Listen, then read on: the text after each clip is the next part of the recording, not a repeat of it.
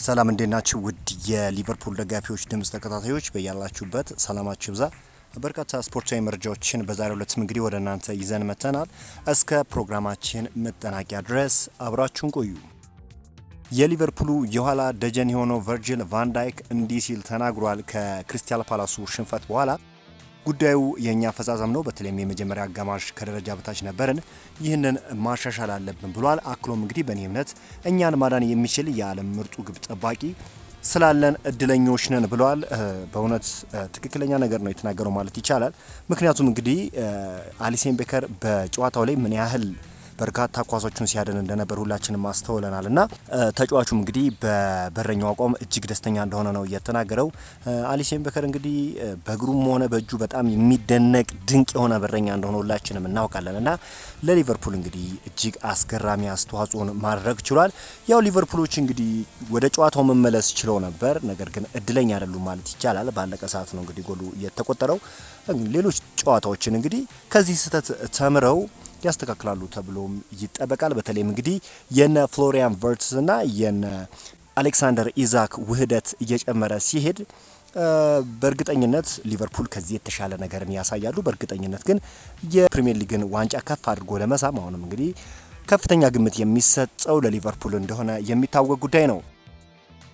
ሊቨርፑል አሁንም በፍሎሪያን ቨርትስ ላይ ያለው እምነት እንደቀጠለ ነው። አርነ ስሎት በየቀኑ ከሱ ጋር በቀጥታ ማውራት በተቻለ መጠን ድጋፍ እየሰጠው ይገኛል። ትክክለኛው ፍሎሪያን ቨርትስን እንደምናይና የጊዜ ጉዳይ ብቻ እንደሆነ እርግጠኛ ናቸው ሲል ነው እንግዲህ ፋብሪዚዮ ሮማኖ ያሳወቀው። ፍሎሪያን ቨርትስ በተለይም እንግዲህ በሊቨርኩሰን ቤት ያሳየውን አቅም ሁላችንም እናውቃለን እና የጊዜ ጉዳይ ነው እንጂ ተጫዋቹ በሚገባ አቅሙን አውጥቶ ከተጫወተ ለሊቨርፑል እንግዲህ ወሳኝ ተጫዋች ይሆናል ተብሎ ነው የሚጠበቀው። እንደዚህ አይነት አጋጣሚዎች ይፈጠራሉ። በተለይም ደግሞ ከአንድ ሊግ ወደ ሌላ ሊግ አንድ ተጫዋች ሲዘዋወር ተመሳሳይ የሆነ አቋምን ያሳያል ማለት አይደለም።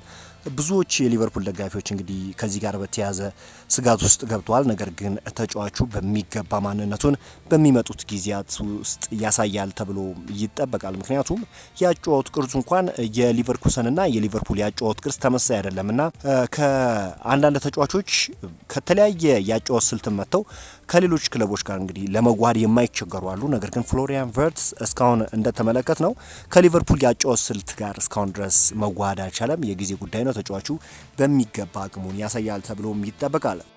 ኤክቲኬ ስለ ኢዛክ እንዲህ ሲል ተናግሯል። ከአንድ አጥቂ ጋር የሚጫወት ክለብ አላየሁም። እሱ እዚህ መገኘቱ ጥሩ ነው። ብዙ የማሻሽለውና የመማርባቸው ነገሮች አሉ። ስለዚህ እሱ እዚህ መገኘቱ ጥሩ ነው ሲል ተናግሯል። ሁለቱም ተጫዋቾች ማለት ይቻላል ድንቅ ብቃት ያላቸው ተጫዋቾች ናቸው። ሊቨርፑል በአግባቡ ከተጠቀመባቸው፣ በተለይም ደግሞ አንዱ ተጫዋች ጉዳት በሚያስተናግድበት ጊዜ ሌላኛውን ተጫዋች መጠቀም ይቻላል። እሱ ብቻ አይደለም እንግዲህ ባይዘው ኤክቲኬ ወደ ክንፍ ተስቦ መጫወት የሚችል ድንቅ የሆነ ተጫዋች ነው። ስለዚህ ሁለቱን ራሱ በአንድ ላይ የማጣመር እድል ሊኖረው ይችላልና ሊቨርፑል አሁን ወደፊት ነገሮችን አርነ ስሎት ለማመቻቸት ዝግጁ እንደሆነ ነው እየተነገረ የሚገኘው። አርነ ስሎት እንዲህ ሲሉ ተናግሯል።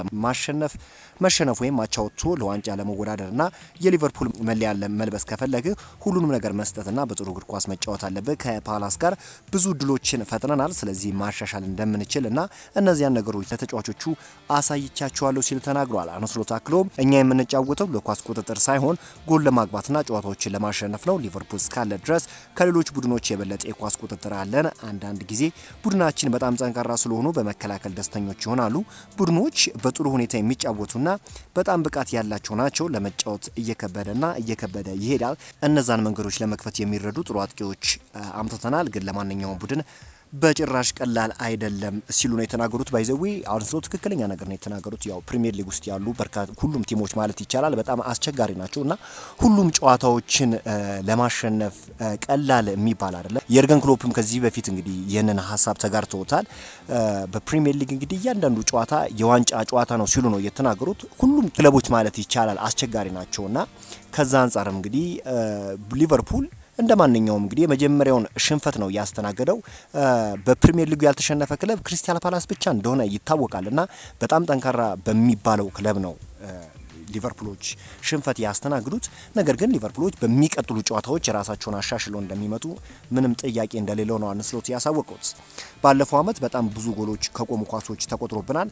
አዎ ይሄን ነገር መልመድ አንችልም፣ ደስ የማይል ነገር ነው። ነገር ግን ለማሻሻል መጣር አለብን፣ እናሻሽለዋለንም። ምክንያቱም አብዛኞቹ የሊግ ክለቦች በቆመ ኳስ ነው ግብ የሚያስቆጥሩት ሲሉ ነው እንግዲህ አርኔ ስሎት የተናገሩት። እንግዲህ ሊቨርፑል በሁሉም የውድድር መድረክ ከጋላታሳራይ ጋር 5 ጊዜ የተገናኘ ሲሆን አንድ ጊዜ ሊቨርፑል ማሸነፍ ሲችል በሁለት ጨዋታዎች ደግሞ ነጥብ መጋራት ችሏል እና ይህን ያህል ቀላል የሚባል ክለብ እንዳልሆነ ይታወቃል። ጋላታሳራይ በጣም ጠንካራ የሚባል ክለብ ነው። ነገር ግን ሊቨርፑል ካለው የስኳድ ዴፕስ አንጻር ከፍተኛ ግምት ለሊቨርፑል ነው የተሰጠው በዛሬው ጨዋታ።